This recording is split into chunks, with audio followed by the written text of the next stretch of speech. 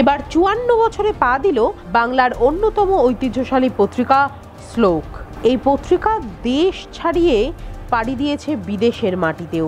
আমেরিকার লাইব্রেরিতেও এই little magazine শোভা বৃদ্ধি করে। প্রতিবারের মতোই এবারও বেহালার আর্য সমিতির সভাঘরে প্রকাশিত হলো ৫৪ বছর বয়সী শ্লোকের শারদ সংখ্যা। এই উপলক্ষে এদিন একটি সম্মেলনের আয়োজন করা হয়, যেখানে কবিতা, গান আবৃত্তি করে দর্শকদের মন্ত্রমুগ্ধ করেন কবি শিল্পীরা। এদিন ডক্টর রমাপ্রসাদ দের হাতে শ্লোকের এই শারদ সংখ্যার শুভ সূচনা হয়।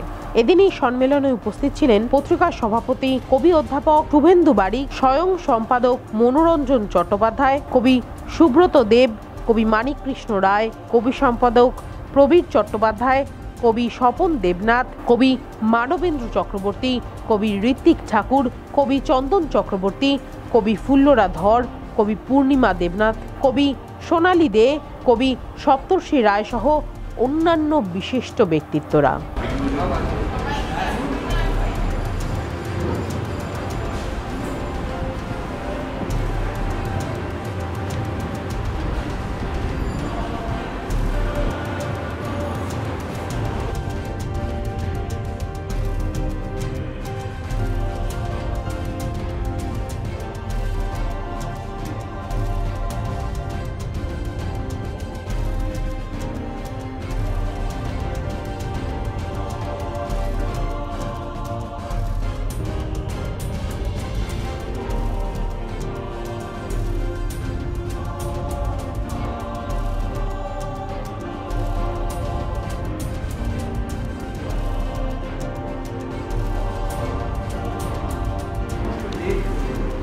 এগুলো লিবারেট হয়ে তারা মুক্তি হয়ে আফ্রিকার মহাদেশ, এশিয়ার মহাদেশ, এইসব জায়গায় মানুষ মুক্তির লড়াইয়ে শিল্প, সাহিত্য, সংস্কৃতি একটা নতুন মাত্রা পেয়েছে। গঙ্গা থেকে ভোলগা বলে না, সেই লেখার মধ্যে দিয়ে আমরা তাদের পেয়েছিলাম। মরিস পাস্তেলাকের মতো লেখককে পেয়েছিলাম, সোভিয়েতিসের মতো লেখককে পেয়েছিলাম। আগে করে ছেড়ে দিতাম উন্নত সোভিয়েত সাহিত্য, আমেরিকান লিটারেচার নয়। বিকেলে কালো হয়ে যাওয়া রোদ, তার মাঝে দাঁড়িয়ে রাস্তা দিয়ে ছুটে চলে গাড়ি, লোকে মেলা, অল্প গাছ, কিছু পাখি নিয়ে উড়ে গেছে। মাথার উপর সিলিং ফ্যানটা ঘুরছে আস্তে, রয়েছি তাকিয়ে ঠান্ডা হাওয়ায় আসছে। বৃষ্টি হলো আধ ফোঁটা, গরম বাড়লো খানি, ওটা বৃষ্টিতে শহর হলো না বর্ষা বার্ষিক। তারপর নেমে এলো গভীর জলের মতো রাত। বলা যায় কারণ বর্ষা মঙ্গল কেবল সবুজের কোণে ফুটছে, কোন সবুজের কোণে ফুটছে বন্ধ বলা যায় পোড়া পোড়া সন্ন্যাসী পিচের আইসিডিএস থেকে সেবাশ্রম, দেশে আসা অন্নবন্ধ, বস্ত্রবন্ধ, ঈশ্বরী ঈশ্বরী বন্ধ সংখ্যা প্রকাশ হয়। এবারও হয়েছে। এবারের বিষয়টা একটু আলাদা, যেহেতু একটা সামাজিক যে পরিস্থিতি সেটা একেবারেই টালমাটাল। তো সেই হিসেবে আমাদের মনে হয়েছে যে এই সময়টা হলো প্রতিবাদের সময়, আর এই প্রতিবাদই প্রতিরোধ করে তুলবে মানুষের মধ্যে অন্যায় অশুভ যে শক্তি আছে তার বিরুদ্ধে মানুষ যাতে রুখে দাঁড়াতে পারে, মানুষের যাতে মনোবল বাড়ে। এইকে ভিত্তি করে যারা লেখালেখি করেন তারা অনেকেই, প্রায় 15 থেকে 16 জন লেখক যারা গদ্য লিখেছে এই সংখ্যায়, আমাদের এই শারদ সংখ্যায়, তার মধ্যে তাদের সুচিন্তিত ব্যক্তিগত মতামত, সামাজিক ভাবনা এবং অন্যান্য শৈল্পিক যে মনোভাব আছে তা তাদের লেখার মধ্যে প্রকাশিত হয়েছে। খুবই স্বাভাবিক কথা যে প্রতিবাদ হলো চেতনাকে বাড়ায়, আর চেতনা মানুষকে তার শিক্ষা সংস্কৃতির দিক থেকে একটা বিপ্লবের যে জায়গা, সে চেতনা বিপ্লব আনে। আর সবটার মূল যে জায়গা সেটা হলো শিক্ষা চিন্তা, অনুভবের জায়গা, অভিজ্ঞতার বিষয়। আর এই সব মিলে যেটা আছে সেইটা হলো সব একটা জায়গায় এসে একটা শিল্প ভাবনা তৈরি করে।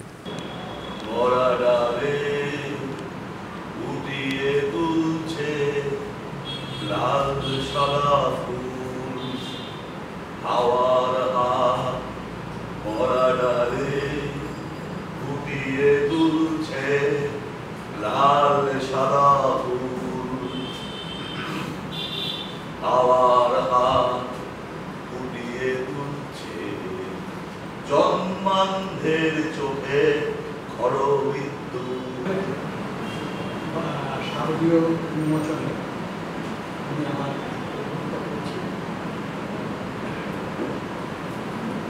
জলেও আগুন, আগুন বিষম অগ্নিদগ্ধ, সিক্ত নয় জলে আগুন, লুপ্তবোধে দিনগুলি যায় ষড়যন্ত্রের পাকদণ্ডী, শারদ রাত রাসের প্রতি ওই স্বপ্ন কিসে আগুন, দৈত্য দানব বিরোধ পথে সময় হোক রণচণ্ডী, রামে মারে নয় রাম, আমরা বুঝেছ আমার গুটি, না হাত কাপড় না ঘর, বেরোজগার হাফাতে ব্যাপার, রক্তগঙ্গা নাচিয়ে বেড়ায় দূরে স্রোত খুনসুটি, গণতন্ত্র প্রহসনে কুন্তি জিগিরে ভূবাদেশ।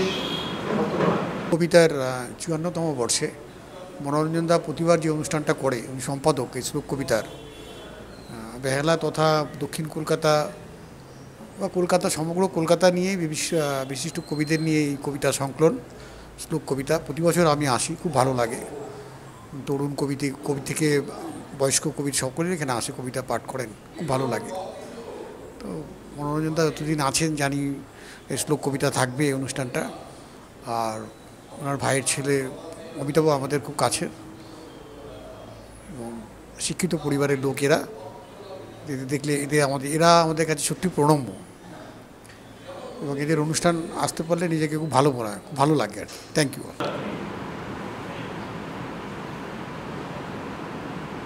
কুড়ি ভাঙা আত্মবলিদানে জেলে দিয়েছ আগুন, অন্ধকার ঘর থেকে আমাদের টেনে এনেছ রাস্তায়।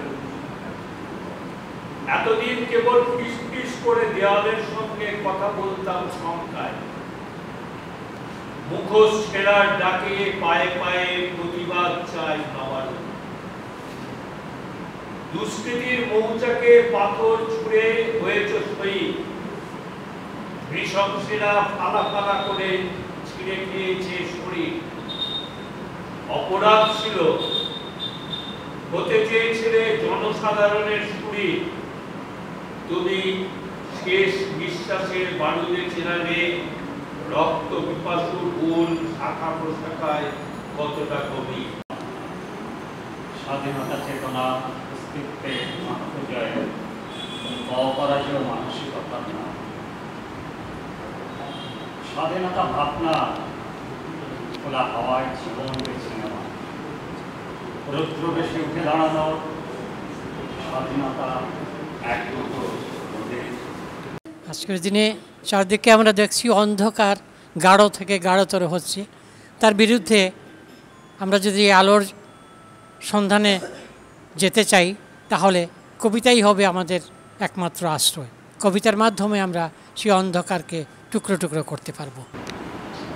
বুকের ভেতর ঘুমিয়েছিল কয়েক দশক, কোল পাড়িয়ে উঠল এদেশ রত্নগর্ভা, উচ্চস্বরের মুক্তকণ্ঠের শব্দ পাথর। বাংলা তো চাই ঘরের মেয়ে তিলোত্তমা, পলাশ বনে কি হবে খুঁজে উঠিবে, সব সুন্দর অন্ধকারে অন্তর্হীন গৃহিণীরা পালন করে উদ্ধারে। হরিনাম শুনতে শুনতে ধুলোয় লুটো পড়ে, যেন অস্তিত্বে অমূল্য নিদান। পায়ের তলায় চেপটে যাওয়ার ভবিতব্য সময় দাম ফেরাবে না জানি। এখানেই কি আয়ু ধরার প্রশ্ন? বিদ্যুৎ হীন আকাশে সাবধানে চমকে একটু বুঝি সজাগ করে, বাকিরা জানে না। সময় বড় বিপন্নতা নানান ক্ষেত্রে আমাদের জীবনকে এমন একটা অন্ধকার গহ্বরের দিকে ঠেলে দিয়েছে, সেখান থেকে বেরোতে গেলে আমাদের চিন্তা ভাবনাতেও যাতে একতাবোধ এবং চেতনা এ দুটো মিলিয়ে আমরা যাতে আলোর সন্ধান করতে পারি, সেটাই আমাদের পত্রিকা শুধু নয়, আমাদের ভাবনারও বিষয়। আজকে যে সময়ের মধ্যে দিয়ে আমরা চলেছি, এটা শুধু সময়টা যে এই 2-1 বছরের মধ্যে ঘটেছে তা নয়, এটা বহুদিন ধরেই আমাদেরকে ক্ষমতাধারীরা যেন আমাদের চিন্তাভাবনা প্রকাশের পথ রুদ্ধ করার একটা সযত্ন চেষ্টা করে যাচ্ছিল। তার বিরুদ্ধে প্রতিবাদ, তার বিরুদ্ধে প্রতিরোধ যেমন গড়ে তুলতে হবে, সেই সঙ্গে সঙ্গে আমাদের মনে রাখতে হবে শুধু একটা পত্রিকা নয়, শুধু একটা গোষ্ঠী নয়, সব মানুষ যারা আজকে জীবনের সন্ধান করছে, প্রকৃত জীবনের সন্ধান তারা পেতে পারবে যদি তারা জোটবদ্ধ হয়ে প্রতিরোধে আসে, এবং তখনই সময়ের বিপন্নতাটা কিছুটা হলেও ঘুচবে বলে মনে করি। আমাদের এই পত্রিকায় আমরা এই সময়টাকে, এই বিপন্নতাকে, এই প্রতিবাদের ভাষাকে আমরা ধরবার চেষ্টা করেছি গদ্যে এবং কবিতায়। এটুকুই আমাদের। আমরা যুব সমাজের কাছে যাইনি তা নয়। এখন মুশকিল যেটা হয়েছে, আমরা প্রায় প্রত্যেকটি সভাতে দেখি বয়স্কদের ভিড়, বয়স্করাই আসছেন। যুব সমাজকে সামনে দুটো দিক আছে। একটা হচ্ছে যারা কাজ পেয়েছেন তারা সারাক্ষণ কাজের মধ্যেই থাকছেন, এবং তাদের মধ্যে একটা শিক্ষা ঢুকে গেছে যে আত্মকেন্দ্রিকতা, নিজেকে দেখা, এমনকি পরিবারকেও দেখতে চায় না, সমাজকে তো নয়। আর একটা যুব সমাজ যারা কর্মহীন, তারা কিভাবে কর্মে নিযুক্ত হবে তার চিন্তাতেই মশগুল। শুধু তাই নয়, সেটাই স্বাভাবিক, তা না হলে সে প্রকাশ করবে কীরকম? তার যদি অন্ন না জোটে, তার শুধুমাত্র বুদ্ধি বা মেধা দিয়ে তো কাজ হবে না, তাকে তো রুজির ব্যবস্থা করতে হবে। সেই জন্যেই তারাও সরে থাকছে। এখন যে কথা বলা হচ্ছে যে নতুনদের আহ্বান করার জন্যে আমরা যদি প্রতিযোগিতা করি, নতুন কিছু ছেলে মেয়ে আসবে, কিন্তু সেটাই কিন্তু বড় ব্যাপার না। বড় বিষয়টা হচ্ছে এই, আমাদের যে কেন্দ্রে বলো, রাজ্যে বলো, সর্বত্রই ক্ষমতাকে কুক্ষিগত করা, অর্থনীতিকে কুক্ষিগত করা, এমনকি দেশটাকে বিক্রি করে দেওয়ার যে বাসনা, সেটা যেন গ্রাস করেছে সমগ্র সমাজটাকে। সেই জায়গা থেকে যতক্ষণ না মুক্তি আসছে, ততক্ষণ যুব সমাজকে ডাকলে তারা আসতে পারবে না দুটোই কারণে। একটা হচ্ছে কর্মহীনতা, তাদের যোগ্যতা থাকা সত্ত্বেও তারা কাজ পাচ্ছে না, আর যারা কর্মে আছে তাদেরকে নিগড়ে নিচ্ছে তথাকথিত কর্পোরেট হাউস, এবং আজকের দিনে যদি ধরা যায় যে কর্পোরেট নয়, সরকারি যেসব সরকার নিয়ন্ত্রিত যেসব প্রতিষ্ঠান আছে, তারা কি করছে? ধরা যাক একটি ব্যাংকে কি একটি স্কুলে পোস্ট আছে 52টা, দেখা গেল সেখানে লোক আছে, শুনলে বাস্তব কথা একটা বলি, ছোটো মোল্লাখালী একটা উদাহরণ, সেখানে একটি স্কুলের ছাত্রছাত্রীর সংখ্যা 224 জন, আর শিক্ষক আছেন, পার্মানেন্ট শিক্ষক আছেন মাত্র 4 জন। সেখানে তাহলে বাকিরা কীভাবে পড়াচ্ছেন তারা? না, স্থানীয় যারা বেকার, যোগ্য, তাদেরকে মাত্র, খুব লজ্জার সঙ্গে বলছেন তারা যে আমরা খুব লজ্জিত, আমরা পাচ্ছি না, 1,500 থেকে 2,500 টাকা দিয়ে তাদেরকে রাখা হয়েছে, তারা পড়াচ্ছেন। এই হচ্ছে আমাদের দেশের অবস্থা। এটা হচ্ছে একটা ছোট উদাহরণ। এটা এইভাবেই চলছে। ব্যাংকে গেলে দেখা যায় একটা লোক সে 5টা কাউন্টারে কাজ করছে, পারছে না, লোকে অস্থির হয়ে উঠছে। অর্থাৎ আমরা চাইছি যেটা, একটা গোষ্ঠী শুধুমাত্র অর্থের বা বিত্তের অধিকারী হবে, তারা তাদের পঞ্চম পুরুষ পর্যন্ত শাসন করবে, শোষণ করবে এবং বিলাসে থাকবে। আর বাকি যারা 95% মানুষ, তারা কিন্তু রুজির জন্যে তাদের ভাবনাকে, চিন্তাকে ব্যয় করবে, শিক্ষা, সংস্কৃতি, নান্দনিকতা ইত্যাদি ইত্যাদি, শিল্প এসব ইত্যাদি চিন্তা করার তাদের সময় থাকবে না, তাদের ইচ্ছে থাকলেও থাকবে না। থাকার সেই অবস্থা বা পরিবেশ আমাদের রাজ্যে শুধু নয়, আমাদের রাষ্ট্রে শুধু নয়, সর্বত্র এটাই চলছে। সুতরাং যুব সম্প্রদায়কে ডাকলে তারা আসতে পারছে না বলে তাদের দোষ দিলে হবে না।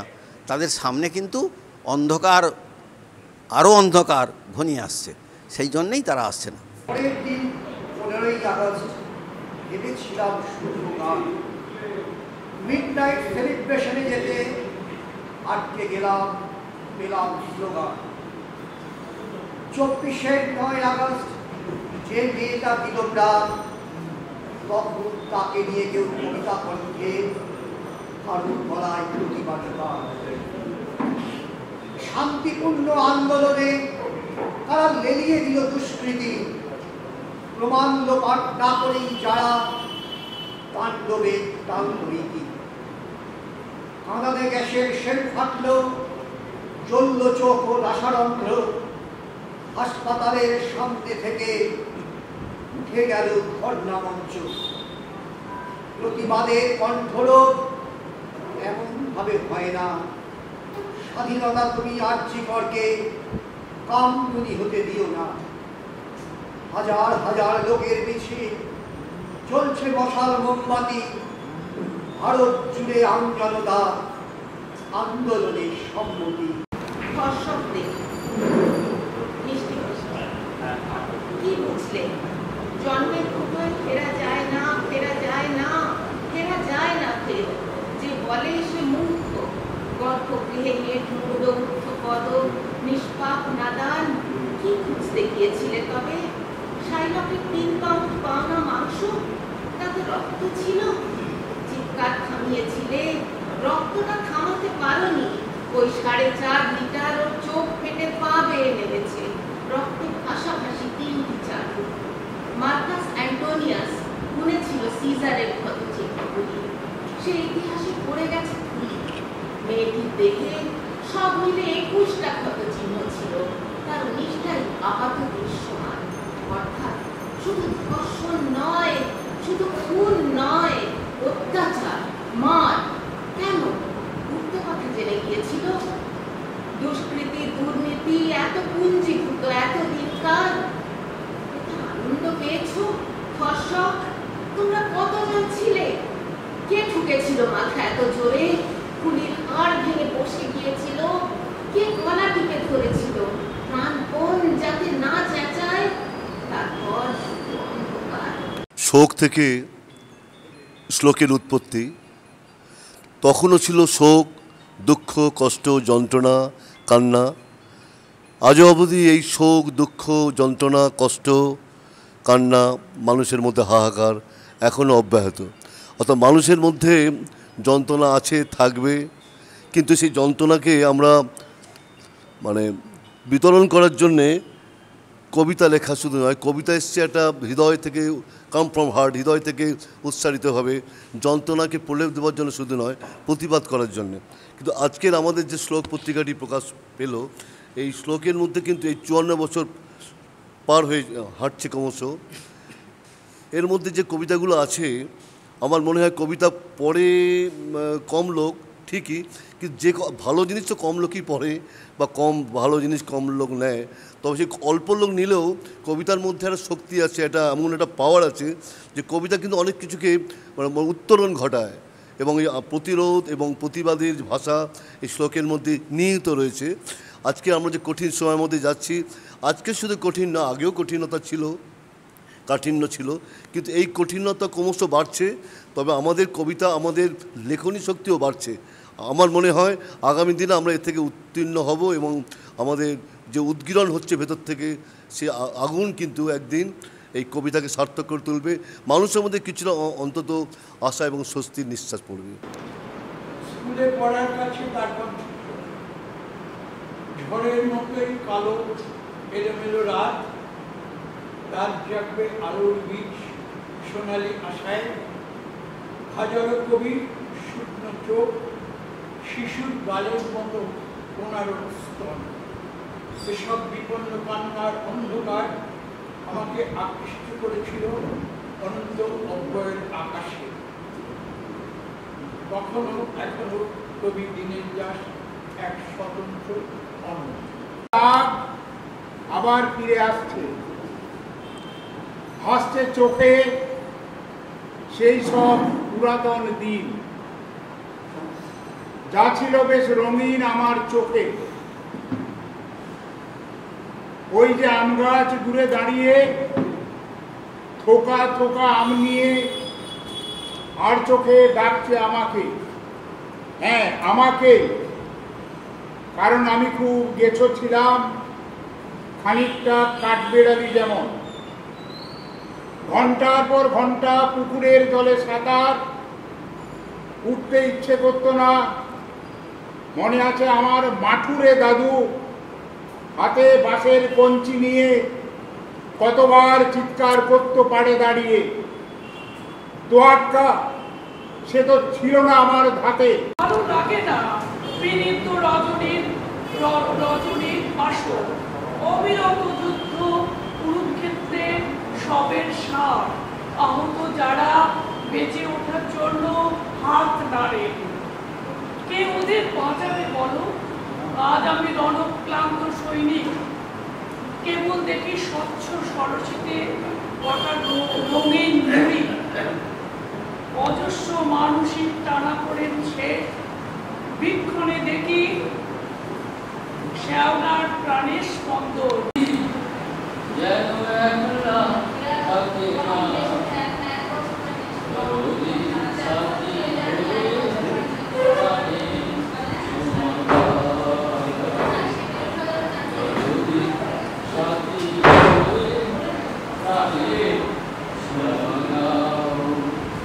নিয়ে গেছি আনন্দ, সারা বসন্তে এখন শুধুই ব্যর্থ হাহাকার।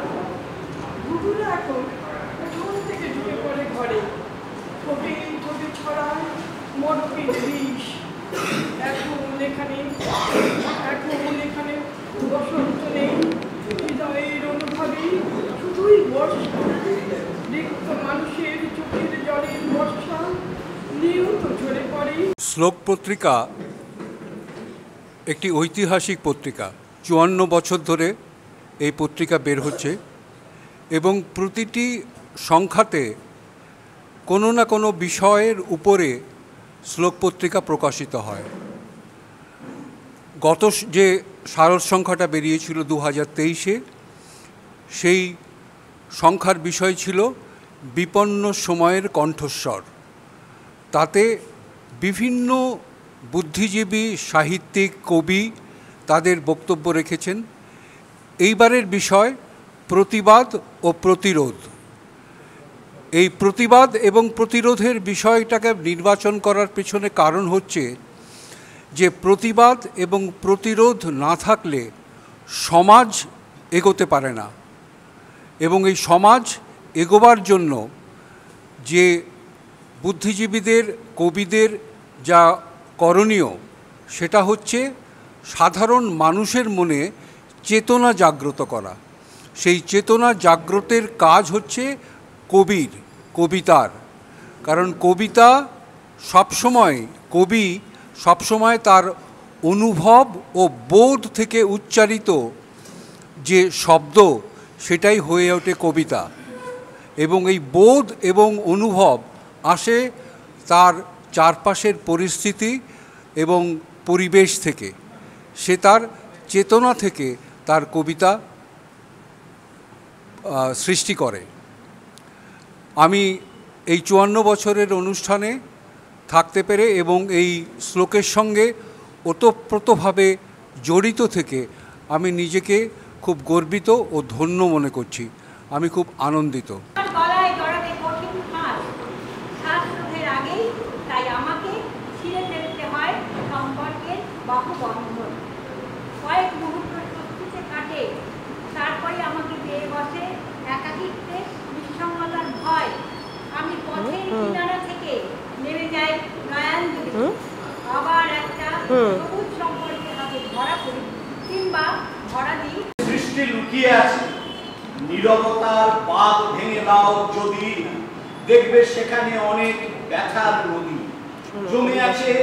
দীর্ঘশ্বাস নিয়ে গাল বাওয়ানো না জল, কথার পৃষ্ঠে কথা বলতেই পারো, নীরব জবাবে খুঁজে দেখতেই পারো সময় মিশেছে কোনটায় বেশি ফল। ত্যাগের মধ্যে সৃষ্টি লুকিয়ে আছে, ত্যাগের মধ্যে মানসিক মনোবল। গণনাট্যে যেহেতু এখানে প্রতিবাদ করে লেখা রয়েছে, গণনাট্যে আমার একটা লেখা গানে 4টে লাইন বলছি। যদি কেউ কেড়ে নেয় তোমার প্রতিবাদের ভাষা, যদি কেউ কেড়ে নেয় তোমার স্বপ্ন অভিলাষা, তুমি কি আগলেটে থাকবে ঘরে, তুমি কি মিছিল থেকে থাকবে দূরে, যদি কেউ কেড়ে নেয় তোমার অন্য রুটি রুজি, তুমি কি থাকবে রাজি অনারে। ভয় পাস নে ছেলে, কেউটে কিংবা গক্ষুর নয়, ও সাপ নেহা থেলে, কামড়ে দিলে পা, খুব জোর তো 2-4 দিনের ঘা। কিন্তু ছেলে, যদি সাহস করে তুলতে পারিস লাঠি, দেখবি ও সাপ ঠান্ডা মেরে পায়ের কাছে গুটিয়ে আছে দিব্যি পরিপাটি। ভয় পাস নে ছেলে, কেউটে কিংবা গক্ষুর নয়, ও সাপ নেহাত হেলে।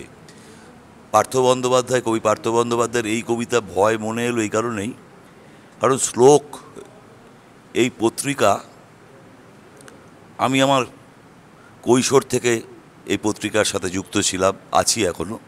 77 সাল থেকে যত সংখ্যা দেখেছি, প্রত্যেকটা সংখ্যাতেই কবিতা বিষয়ক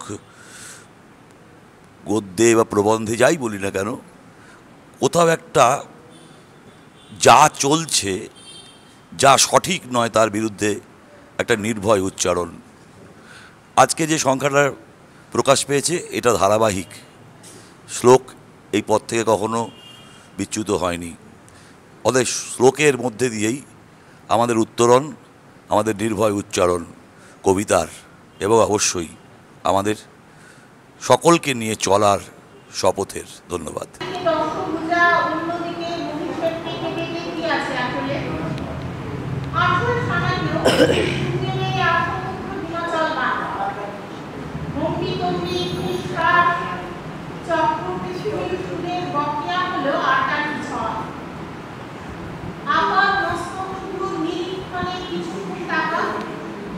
দেখা যাবে সূক্ষ্ম রেখা নিরক্ষের মধ্যবর্তী, সেখানে দুহাত করে নিপুণ হিসাবে। কবিতার নাম ব্যঙ্গমা ব্যঙ্গ।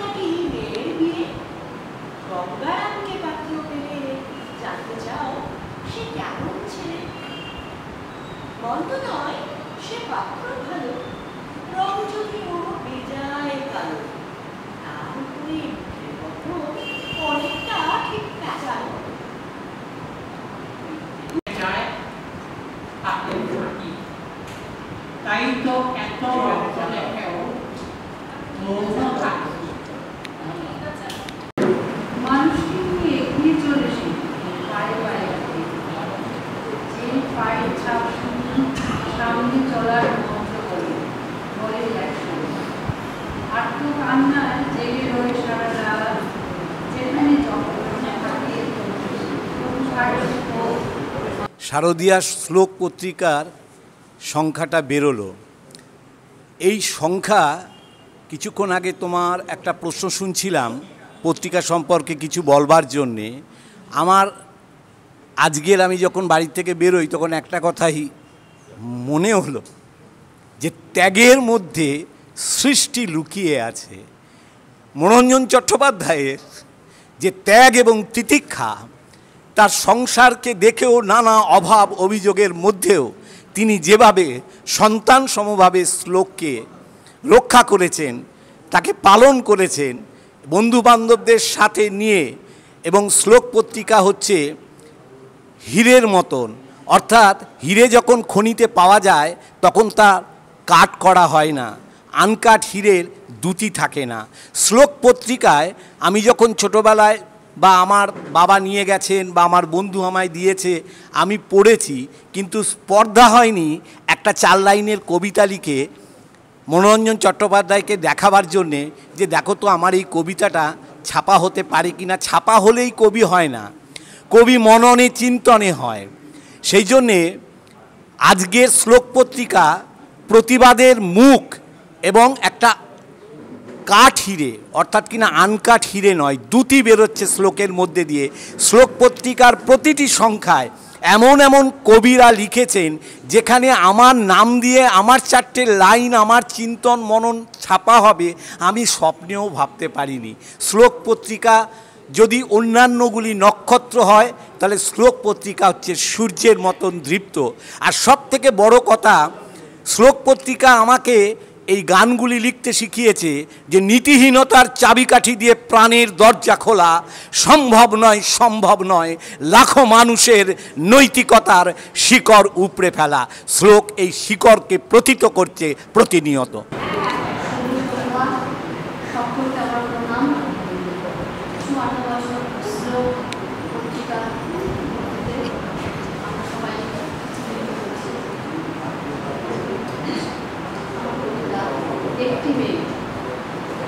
একটি মেয়ের মৃত্যু হলো, একটি মেয়ে নির্বিকার, একটি মেয়ে উঠল দেহ, অযুদ্ধ মেয়ে চায় বিচার।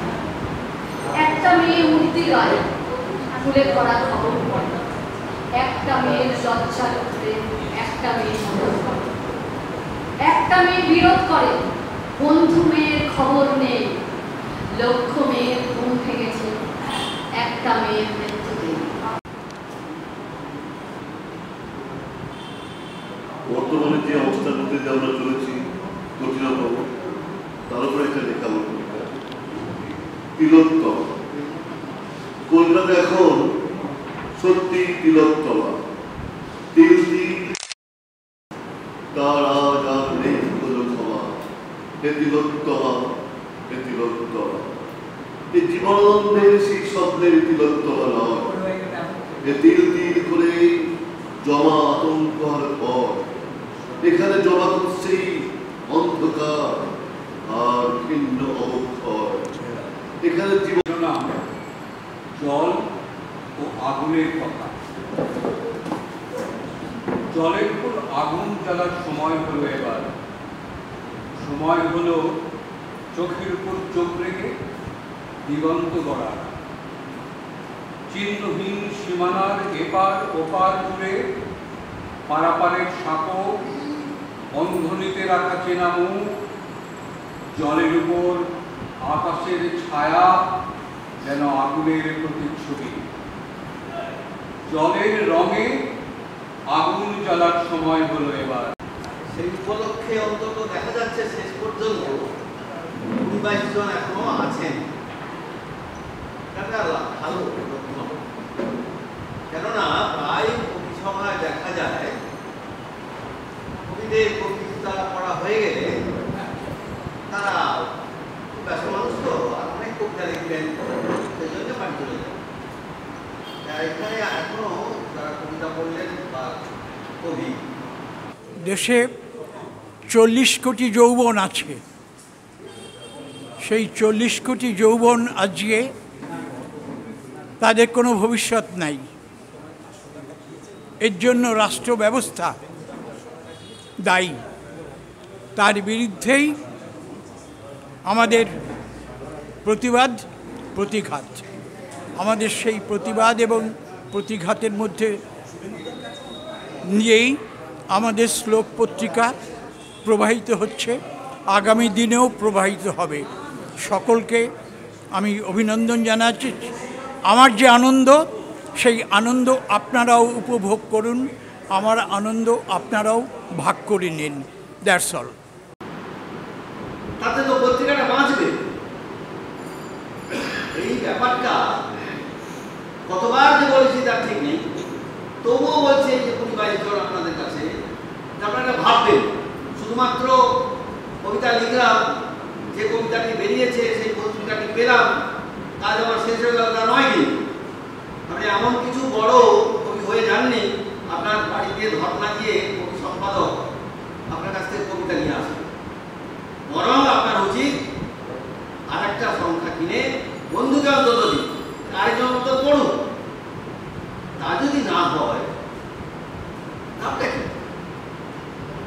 এখানে হাততালি পেলেন, কিন্তু হাততালিটাই শেষ কথা নয়। আপনার কবিতাটা অন্যের মর্মে লাগলো কি না এটা জানার দরকার আছে এবং জানানোরও দরকার আছে। সুতরাং এগুলো ভাবতে হবে। একটা কথা আমি তার সঙ্গে যুক্ত চাই, পরবর্তী প্রজন্মকে কাছে নেবেন। আপনারা নতুন ম্যাগাজিন তৈরি করেন ঠিক কথা, কিন্তু তাদের যেটা বিশেষ কোনো বাধা থাকে সেটাকে মেনশন করে দেওয়া হয়।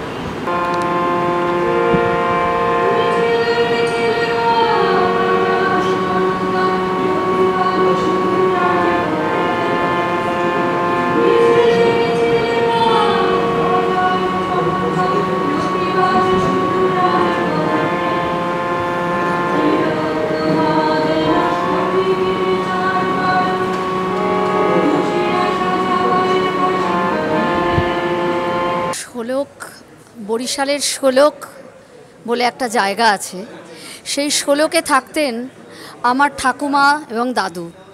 সেই শোলক থেকে আজকে শ্লোক, এটা আমাদের বাড়ির ৫৪ বছরের একটা পত্রিকা। কাজী শোলক থেকে আজকে এই শ্লোক। তো আমাদের এই পত্রিকা আরও দীর্ঘজীবী হোক, শ্লোকের দীর্ঘায়ু কামনা করি, এটুকুই আমার কাম্য।